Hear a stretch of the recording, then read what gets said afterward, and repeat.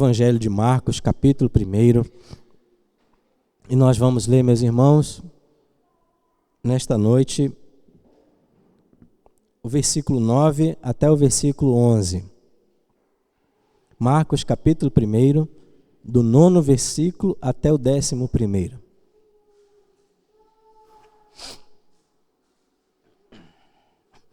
Naqueles dias, veio Jesus de Nazaré da Galileia e por João foi batizado no rio Jordão.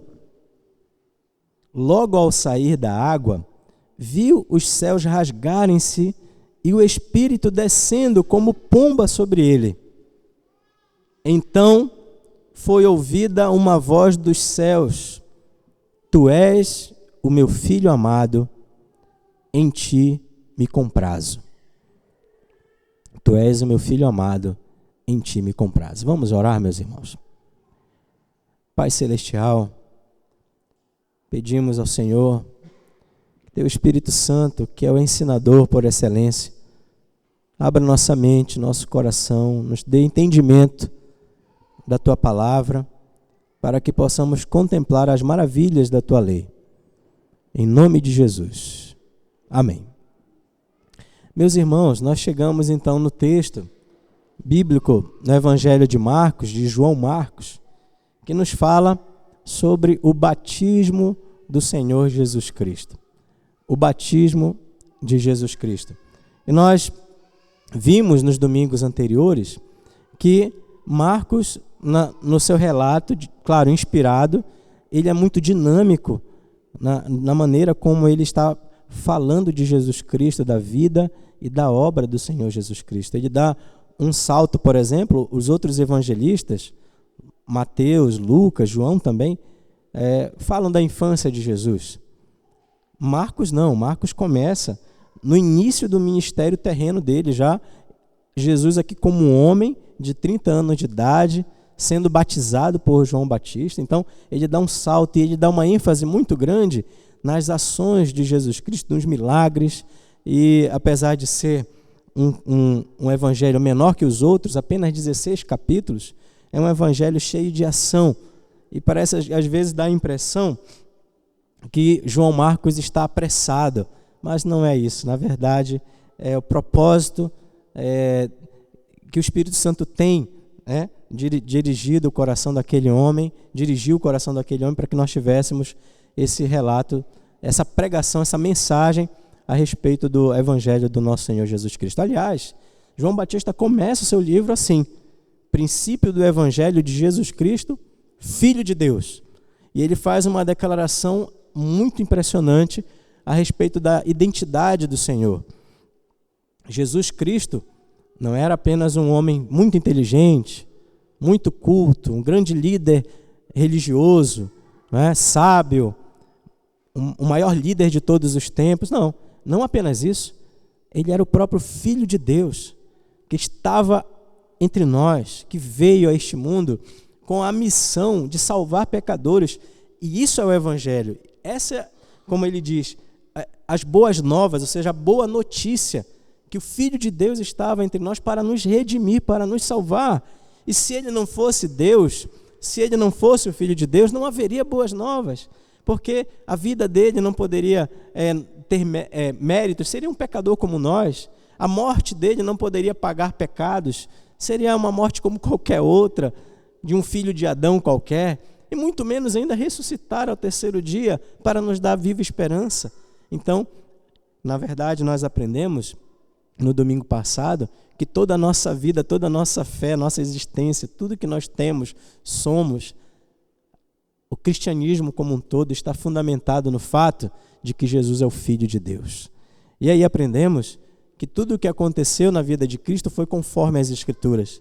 Então, foi profetizado, anunciado, e ele cita Isaías, cita Malaquias, que demonstrava a vinda de um Salvador, de um Messias, mas também, de maneira muito curiosa, apresentava também o precursor de Jesus Cristo, ou seja, aquele profeta que nos dias de Jesus Cristo estaria pregando, anunciando a voz que clamaria no deserto, ordenando que o caminho fosse endireitado para o Senhor.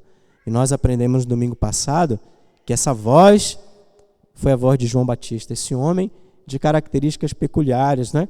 Que vestia-se de pelo de animal, que comia gafanhotos com mel, que estava pregando no deserto, lugar difícil, ermo, e as pessoas, curiosamente, a multidão afluía para lá para ouvir João Batista, e ele pregava e batizava batismo de arrependimento, uma mensagem confrontadora, chamando pecadores ao arrependimento, à mudança radical de vida. E nós vimos isso no domingo passado. Meus irmãos, agora nós temos esse texto, onde o versículo 9 começa dizendo, naqueles dias, ou seja, nos dias de João Batista, que João Batista estava pregando.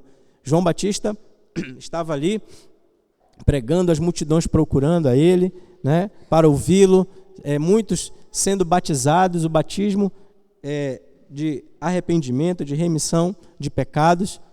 E naqueles dias Jesus então sai da sua pequena vila de Nazaré, da Galileia, para ir até João Batista para ser batizado. Isso era muito curioso. O Filho de Deus, o Rei dos Reis, o Rei da Glória, o Salvador, estava entre nós, mas ele não surge dos grandes palácios do seu tempo. Ele não vem da Judéia, né? Mas ele vem, na verdade, de uma pequena vila insignificante, desprezada, que sofria preconceitos, chamada Nazaré, lá da região da Galileia. Então, tudo isso que João está nos mostrando era algo que escandalizava a mente de muitos daquele tempo. Então, o rei está chegando, e ele está chegando de um lugar pobre, de um lugar simples, de um lugar desprezado. E havia chegado o tempo, então, né? Havia chegado o tempo de João sair da sua parentela, de sua mãe, Maria, de sua casa simples, de sua profissão de carpinteiro, né? De entre seus irmãos. Chegava então aquele tempo de que ele agora se manifestaria publicamente diante de todos para se apresentar como o Filho de Deus que estava ali para salvar pecadores. Jesus sabia, tinha consciência da sua missão. Os outros evangelhos nos mostram que isso estava muito esclarecido na mente do Filho de Deus. Com 12 anos ele já estava no templo, ele já estava dando aula para os sábios do seu tempo, né? Então, só que era necessário o tempo certo para que ele iniciasse seu ministério terreno e começasse a pregar a mensagem do reino de Deus, e também o tempo da sua morte e da sua crucificação. Meus irmãos, uma pergunta que geralmente é feita desse texto. As pessoas dizem assim, peraí, o batismo que João Batista estava fazendo, era um batismo de arrependimento para remissão de pecados. Você pode conferir isso no versículo 4. Um batismo de arrependimento para remissão de pecados. E a pergunta que as pessoas fazem, e é uma pergunta inteligente, uma pergunta totalmente válida, é a seguinte: se essa era a natureza do batismo, por que Jesus se submete a isso? Para pensar comigo. Por que o Senhor se submete a um batismo que fala de arrependimento para a remissão de pecados, se ele não era pecador? E nós sabemos que não era. Se ele era o Filho de Deus, o Verbo que se fez carne, imaculado, puro, sem pecado, nem dolo havia em sua boca. Se ele fosse um pecador, não teria salvação, não teria redenção, não teria ressurreição. Mas por que então que o Filho de Deus se submete a esse batismo? Então, isso é bem interessante, meus irmãos.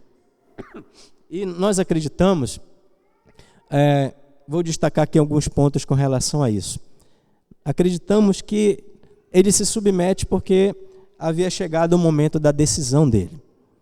Havia chegado, então, o momento de ele ser apresentado como o Filho de Deus que veio para tirar pecado do mundo, como o Cordeiro de Deus que tira o pecado do mundo. Havia chegado aquele momento para que ele se manifestasse ao mundo agora, né? E recebesse a unção do Espírito e fosse agora também, formasse a sua equipe de apóstolos, que esses apóstolos que seriam transformados por ele, né, e sacudiriam o mundo todo.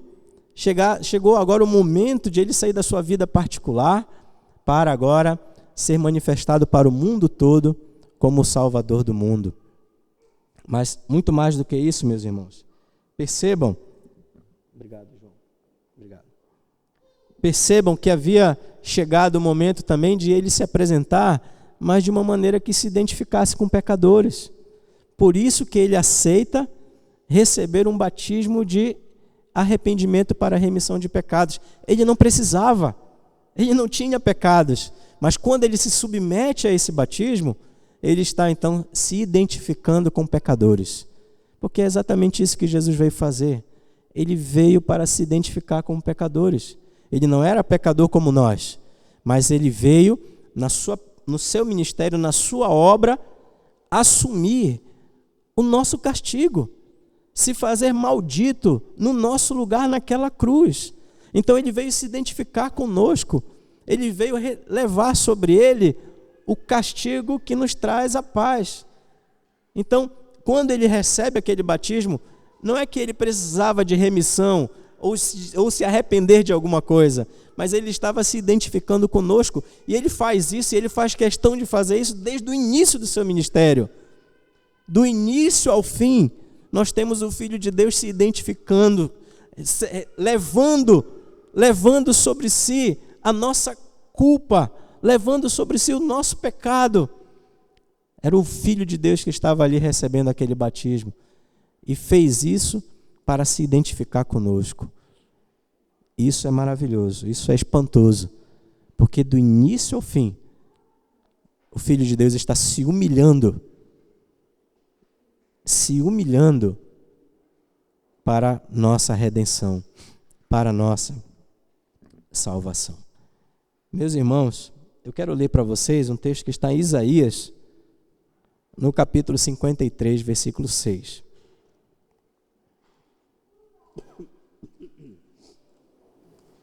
Isaías 53, versículo 6. Eu vou ler desde o versículo 4. Isaías 53, desde o versículo 4. Diz assim: certamente ele tomou sobre si as nossas enfermidades, e as nossas dores levou sobre si. E nós o reputávamos por aflito, ferido de Deus e oprimido. Mas ele foi traspassado pelas nossas transgressões e moído pelas nossas iniquidades. O castigo que nos traz a paz estava sobre ele, e pelas suas pisaduras fomos sarados. Todos nós andávamos desgarrados como ovelhas, cada um se desviava pelo seu caminho, mas o Senhor fez cair sobre ele a iniquidade de nós todos. Ele foi oprimido e humilhado, mas não abriu a boca. Como cordeiro foi levado ao matadouro, e como ovelha muda perante os seus tosqueadores, ele não abriu a boca. Por juízo opressor foi arrebatado, e de sua linhagem quem dela cogitou? Porquanto foi cortado da terra dos viventes, por causa da transgressão do meu povo foi ele ferido. Versículo 10. Todavia ao Senhor agradou moê-lo, fazendo-o enfermar. Quando der ele a sua alma como oferta pelo pecado, verá a sua posteridade e prolongará os seus dias, e a vontade do Senhor prosperará nas suas mãos. Ele verá o fruto do penoso trabalho de sua alma e ficará satisfeito. O meu servo, o justo, com seu conhecimento, justificará muitos, porque as iniquidades deles levará sobre si. Meus irmãos, veja que o justo, o servo de Deus, profetizado por Isaías, ele se identificaria com pecadores de tal maneira que levaria a iniquidade desses pecadores sobre ele mesmo. E naquele momento ele se submetia ao batismo de arrependimento para a remissão de pecados, não porque ele precisava, mas no início do seu ministério, ele já estava apresentando esse ensinamento, de que ali estava o servo de Deus, o justo, que levaria sobre ele o pecado do povo de Deus, para que esse povo pudesse ser justificado, perdoado então estava ali o Salvador. É interessante que o outro evangelho, João é rápido, né? João Marcos, eu falo João Marcos, tá, pessoal? João Marcos é rápido nesse evangelho. Ele conta rapidamente. Outro evangelho vai dizer que quando Jesus chegou, João Batista se negou. Eu não sou digno, você que deveria estar me batizando, em outras palavras, né? E Jesus diz, não, tem que ser assim para que seja feita a justiça. Então, o Senhor Jesus estava consciente, João Batista também estava consciente, de que não estava diante de um pecador que precisava de arrependimento, mas do próprio Filho de Deus. Mas era necessário que fosse assim, para que as Escrituras então se cumprissem também. Meus irmãos, e por último lugar, era necessário que Jesus também fosse batizado, porque além dessa questão da decisão dele de iniciar o seu ministério público, ministério terreno público, além dessa questão da sua identificação com pecadores, levando desses pecadores o pecado deles, sobre eles, sobre o Senhor, sobre Jesus, mas também ele precisava manifestar, meus irmãos, que o Messias havia chegado, o Salvador havia chegado. O que eu quero dizer com isso? Vocês perceberam no texto que aparece o Pai no batismo do Filho e também aparece o Espírito Santo de Deus. Vocês perceberam? Vamos ler mais uma vez? Versículo 10 diz assim: logo ao sair da água, viu os céus rasgaram-se e o Espírito descendo como pomba sobre ele. Então foi ouvida uma voz dos céus: tu és o meu Filho amado, em ti me comprazo. Então, logo ao sair daquelas águas do Jordão, o Senhor Jesus viu os céus se rasgando. Não diz aí que o Pai falou, mas, ora, se a voz disse, tu és meu filho, então era a voz do Pai. Então, o Pai faz uma declaração maravilhosa a respeito do Filho de Deus, que está sendo batizado ali por João Batista, que havia sido batizado por João Batista. Ele diz assim, tu és meu filho amado, um filho que me dá, que é o motivo de todo o meu prazer, em ti me comprazo. E o Espírito Santo surge também, descendo sobre o Filho de Deus em forma de pomba, né? Então, um dos textos aí mais conhecidos. E aí vem o meu desafio para as crianças, tá bom? Vamos lá? Qual é o desafio de hoje? O desafio de hoje é que vocês pintem tudo isso exatamente, que vocês percebam toda essa riqueza de imagem, tá? O Filho de Deus, Jesus Cristo, está ali diante de João Batista. E como é que João Batista se vestia? Com pelos, né? Roupas de pelo de camelo e tal, todas aquelas características. Eles estão no rio. Jesus é batizado por João Batista e uma voz então surge dizendo que aquele que foi batizado era o Filho amado e também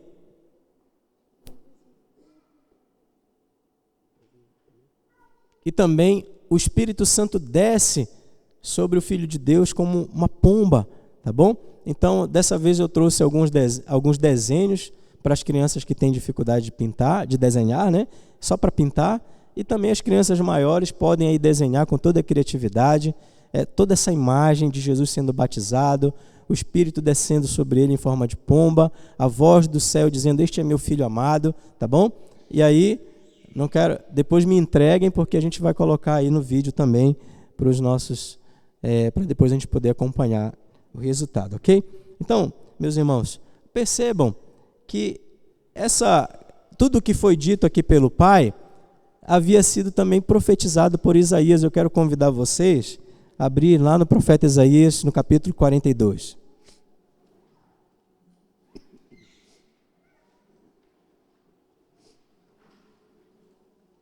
Isaías 42.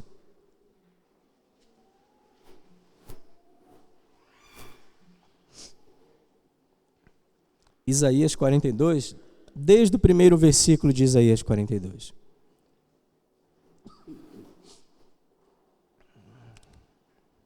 Ok? Isaías 42, do primeiro versículo diz assim: Eis aqui o meu servo, a quem sustenho, o meu escolhido, em quem a minha alma se compraz.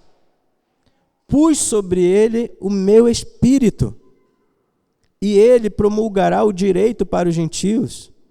Não clamará, nem gritará, nem fará ouvir a sua voz na praça. Não esmagará a cana quebrada, nem apagará a torcida que fumega. Em verdade, promulgará o direito, não desanimará, nem se quebrará, até que se ponha na terra o direito, e as terras do mar aguardarão a sua doutrina. Então, o profeta Isaías falando, anunciando a respeito da vinda do servo de Deus. E esse servo de Deus seria apresentado. Eis aí o meu servo, anunciado, para que as pessoas finalmente o vissem e percebessem que a chegada triunfante dele. Eis aí o meu servo. Esse meu servo é aquele que eu sustento, né? Este servo é o meu escolhido. E veja que a profecia diz aí assim, em quem a minha alma se compraz. Percebam as palavras do próprio Deus Pai a respeito do Filho de Deus na hora do batismo. Esse é o meu Filho amado, em quem tenho todo o meu prazer. Então, o que está acontecendo no batismo de Jesus, meus irmãos? Veja também, no texto de Isaías fala, o texto diz assim, pus sobre ele o meu espírito. E o texto continua dizendo o que ele fará, o que o servo fará, o que o Messias fará, mas também o que o Messias não fará. O Messias então vai promover o direito e a justiça por todo lugar. E esse Messias também não vai nem desistir e nem esmagar a cana quebrada ou apagar o pavio que fumega. Impressionante a profecia a respeito do servo de Deus. E aqui no batismo de Jesus nós temos o quê? O momento em que essa profecia se cumpriu. Nós temos a voz do céu dizendo que aquele servo, aquele filho de Deus, era o filho de Deus que era o motivo de todo o gozo do Senhor. Nós temos também o Espírito sendo derramado sobre o Filho de Deus, em também cumprimento, ou seja, o Filho de Deus estava recebendo a unção plena, como rei, profeta e sacerdote, dos seus ofícios que ele assumia em favor do povo de Deus, como aquele que veio para assumir o trono de Davi para sempre, como aquele que veio para ser o maior dos profetas, muito maior inclusive do que Moisés, e como aquele que veio para ser o sumo sacerdote e dar a sua vida como oferta perfeita, de uma vez por todas, para a remissão de pecados. E ele estava sendo ungido pelo Espírito de Deus, demonstrando capacitação, demonstrando a aprovação total do Senhor. Ali começa o ministério terreno de Jesus, e ele é apresentado como o servo profetizado em Isaías. O batismo de Jesus, na verdade, era o anúncio de que o servo havia chegado. O meu servo chegou. O servo de Deus chegou. O Messias finalmente chegou. E por isso que o Espírito desceu sobre ele. E por isso que a voz do céu disse: Tu és o meu filho amado, em ti me comprazo. O servo havia chegado. O rei dos reis havia chegado. O maior de todos os profetas e o sumo sacerdote, segundo a ordem de Melquisedeque, para dar a vida, a sua própria vida, para resgatar pecadores, para salvá-los dos pecados, da perdição e para dar a eles vida eterna. O servo havia chegado. Por isso que Jesus foi batizado. Ali era a manifestação pública de que o servo de Deus havia chegado. E João Batista contemplou isso, e as pessoas ali contemplaram o anúncio glorioso da chegada do servo de Deus. Percebam, meus irmãos, que esse texto, tão pequeno, mas na verdade é tão rico, muito mais coisa poderíamos falar sobre isso. Mas é impressionante a beleza desse texto. Percebam, vejam comigo, observem, por favor, prestem atenção. Por que Jesus veio a este mundo? Ele veio para ser humilhado, pessoal. Ele veio para ser rejeitado. O Rei da Glória não veio para ser aplaudido. Ele veio para ser rejeitado, humilhado. Ele veio para morrer. Ele se esvaziou da sua glória, assumiu forma de servo, foi reconhecido em figura humana, foi rejeitado pelos seus, foi rejeitado até mesmo pelos apóstolos, porque ficou só naquele momento da cruz. Foi rejeitado pelo próprio Deus, porque levou sobre ele o nosso pecado. A missão não era fácil. A missão era terrível e somente o Filho de Deus poderia cumpri-la. Ele veio para sofrer, ele veio para ser esmagado, ele veio para morrer. Mas é impressionante que o Espírito Santo não se nega em capacitá-lo, em derramar a sua unção plena sobre ele.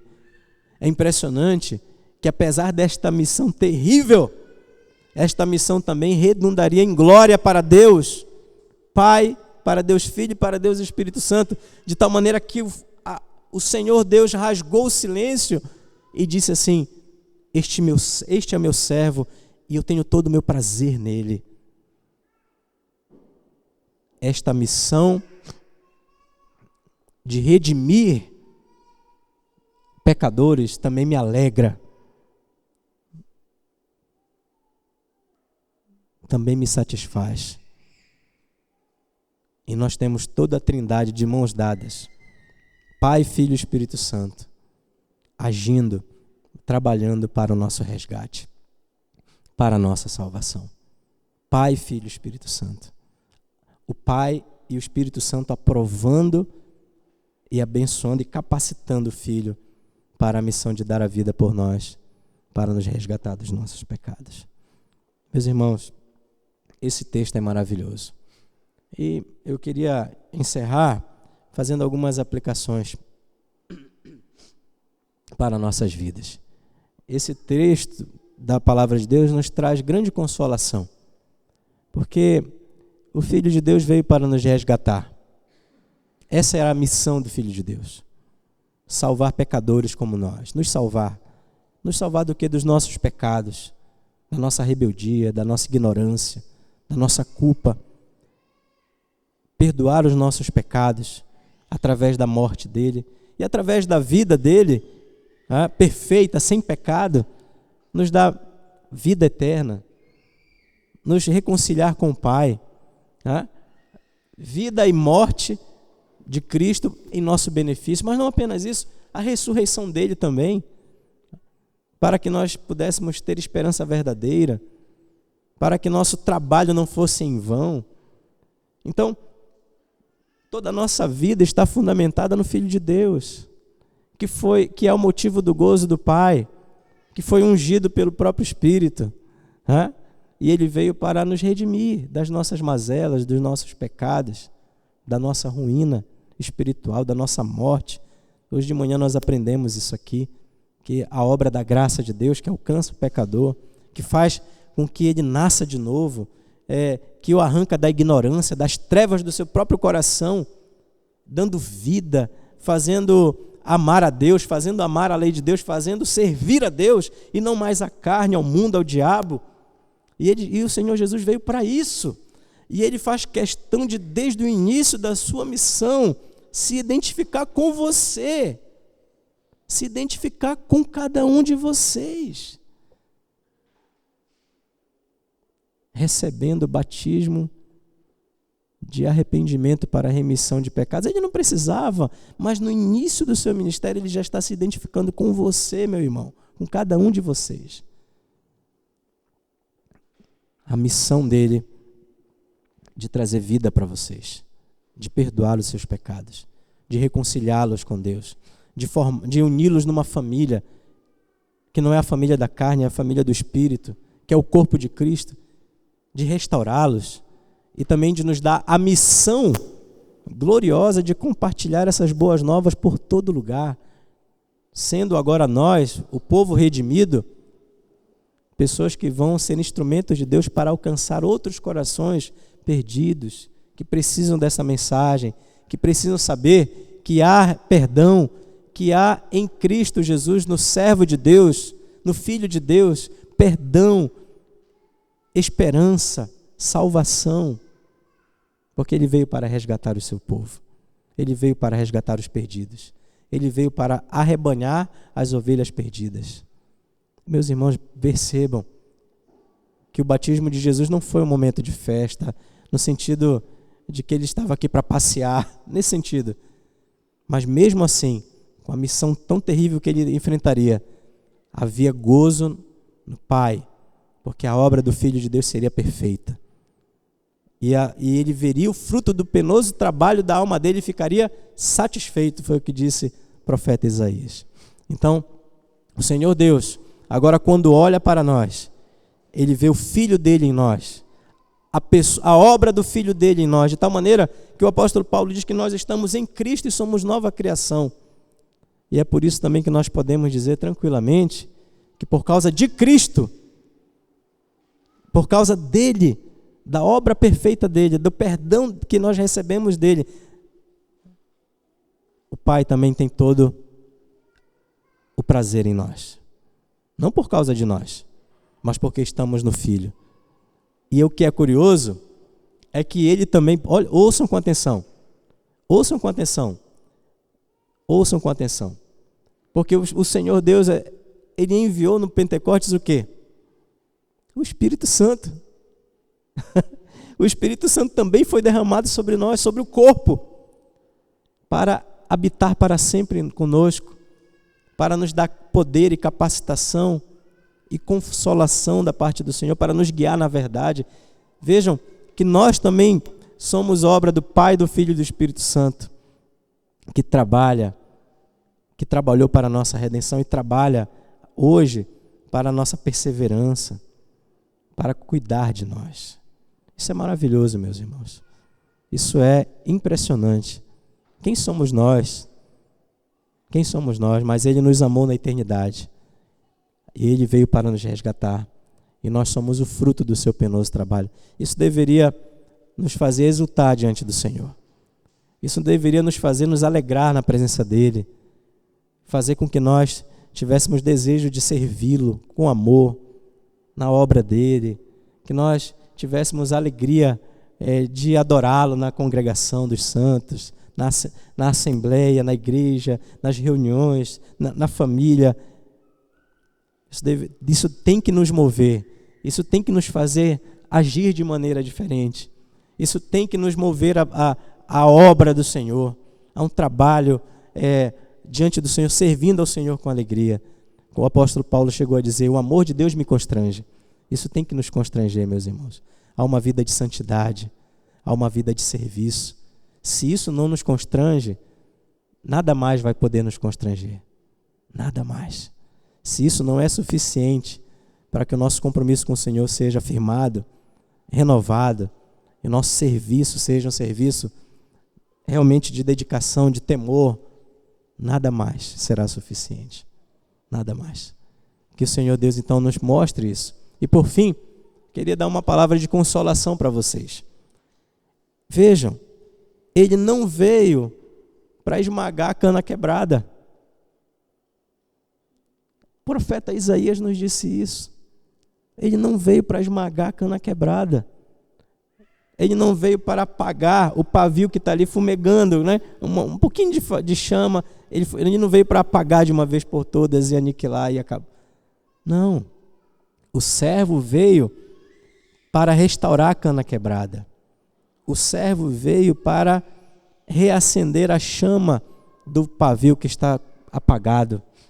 O servo veio para nos restaurar, nos salvar. Nós somos a cana quebrada.